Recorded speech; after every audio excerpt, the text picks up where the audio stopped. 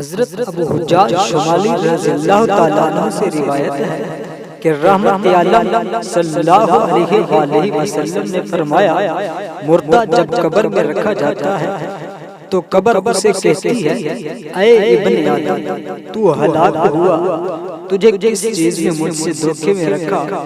تجھے معلوم نہ تھا کہ میں فتنہ و تاریکی اور کیڑوں مکوڑوں کا گھر ہوں؟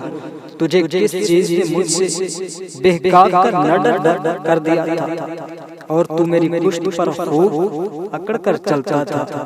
اگر وہ مردہ نیک ہوتا ہے تو اس کی طرف سے قبر کو جواب دینے والے جواب دیتے ہیں کہ اے قبر ذرا تو دیکھ کہ اس کے عمل کیسے ہیں، یہ اچھائی اختیار کرتا تھا اور برائی سے باز رہتا تھا۔